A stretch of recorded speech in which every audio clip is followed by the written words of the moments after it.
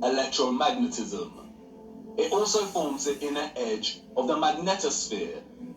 I know, a lot of big words and abstract concepts, but you are familiar with this process and have been witness to it every day for the entirety of your lives.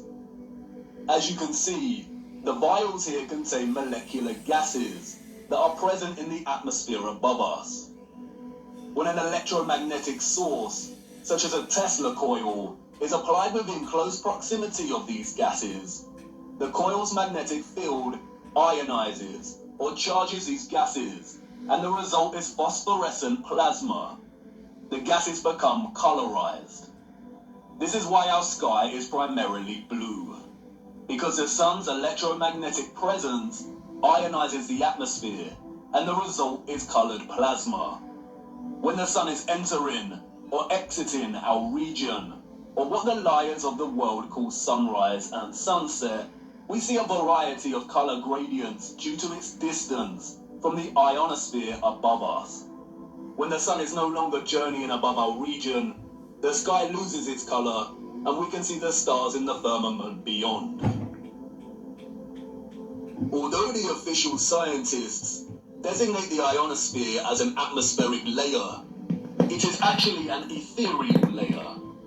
Ether is the fabric or element that carries electromagnetism.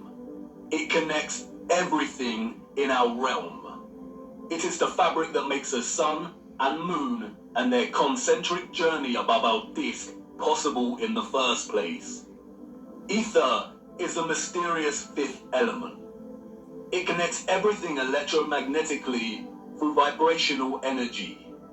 It is the glue, the web, the driving force behind absolutely everything. The four other elements, air, fire, water, and earth, only exist because of the ether. They are expressions of ether's vibrations. Cymatics is a good example of ether's presence. The frequencies fed through the Chladni plate make the sand or salt form precise and complex geometric shapes. The higher the frequency, the more complex the geometric pattern. But what is the conduit that takes the frequency's vibrations and allows the sand to take such shape? That is the ether at work.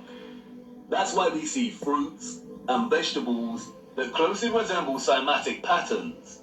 It is the ether at work. All matter is ethereal, and the shape and form of that matter are different expressions of the ether, determined by frequency and vibration. Ether is the bridge between electromagnetic frequency and vibrational energy, and the form of matter itself. You could call it the Holy Spirit of God. The historical and scientific discourse of ether is a deliberately manipulated one. The enemy introduced the truth only to discredit and subsequently bury it. Some of the alleged figures of the past have written on ether. The so-called Aristotle called it the fifth element. James Clerk Maxwell, the so-called father of electromagnetism, spoke of the ether, stating, "In several parts of this treatise, an attempt has been made to explain electromagnetic phenomena by means of mechanical action, transmitted from one body to another by means of a medium occupying the space between them. The undulatory theory of light also assumes the existence of a medium. We have now to show that the properties of the electromagnetic medium are identical with those of the luminiferous medium. The medium he refers to here is the ether. Albert Einstein and others successfully solidified the heliocentric model through fraudulent schools of scientific thought. But even Einstein could not deny the presence of ether. According to the general theory of relativity, space is endowed with physical qualities. In this sense, therefore, there exists an ether. According to the general theory of relativity, space without ether is unthinkable. For in such space there would not only be no propagation of light, but also no possibility of existence for the standards of space and time, measuring rods and clocks, nor therefore any space-time intervals in the physical sense. Even contemporary scientists, under the spell of heliocentrism, admit it is nonsensical to deny ether's existence. Today, the vacuum is recognized as a rich physical medium. A general theory of the vacuum is thus a theory of everything, a universal theory. It would be appropriate to call the vacuum ether once again. We're turning to the ethereal ionosphere. As I said, this layer of ether above our heads is a constant sea of electromagnetism, and is responsible for the colored plasma above that we call the sky. The source of its electromagnetism is the sun. It is because of this ionized layer that we get ionospheric lightning in the form of sprites, which in turn influence the thunderstorms below. An ion is a particle, atom, or molecule with a net electrical charge. Electricity is a continuous flow of ions. The electrolytes in our body are ionized. Everything is connected by electromagnetism and the ether. Our highly developed and sophisticated historical ancestors not only understood the workings of the ionosphere and the ether, but they had developed methods to masterfully harvest it as a fuel to power the entire Earth. And while the exact process by which they were able to extract the ether is deliberately hidden from us and remains unknown, the structural remains that humanity has since repurposed and reused as architecture offer us many clues as to how it all worked. The evidence is everywhere, but those with eyes to see. And once you see it, it becomes so glaringly obvious that you'll kick yourself for never noticing in the first place. The matter is very complex, and it would take time to really flesh out. So for now, let's have a closer look at some of these structures, and I will introduce some basic concepts.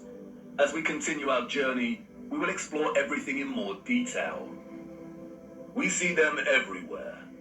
On top of all these magnificent structures, towers, spires, and pinnacles that rise into piercing antennas. It was through these complex antennas that the ether was harvested. You see, after the Great Reset of the 1800s, the enemy fractured the old world's unified understanding of God and created multiple religions to try and hide God and justify the existence of such grand and beautiful technological structures. And I know this may trigger some people, but stay with me, I will not let you down. But for now, it is critical to understand that a lot of the religious icons that adorn and make up these antennas were never indicators of different religions in the old world, nor were they intended to be. They signaled something else entirely. They are usually made from copper and gold. Both are excellent conductors of electricity. In many of the structures we call cathedrals, the symmetrical spikes on the pinnacles worked in a similar fashion, extracting ether from the ionosphere. Once harvested, the energy would inevitably have been drawn down into the top larger portion of these domed structures. When examining many of the interiors of these domes, we come to realize that they rely heavily on symmetrical ornamentation. This is achieved by indentation or cavities in the masonry. In the world of electromagnetism, a cavity resonator works through symmetry to produce oscillation or vibration of energetic particles. Symmetrical shapes force energetic particles, or ions, to vibrate in a constant manner. Is this why we see perfect symmetrical ornamentation within the ceiling of many domed structures? It no doubt sounds absurd, but the majority of these structures also feature a smaller type of cavity resonator, or what is more appropriately termed cavity magnetrons, that offer some clarity as to the real function of these structures. A cavity magnetron is a high-powered vacuum tube that generates microwaves using the interaction of a stream of ions with a magnetic field while in the cavity resonator. A magnetron operates through a hollowed, symmetrical vacuum.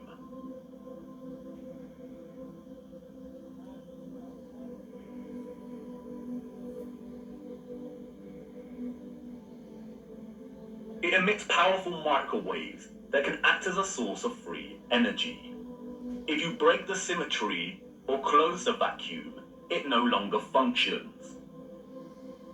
But can you see the resemblance? These structures were never intended to hold glass within them. The controllers added the stained glass to the road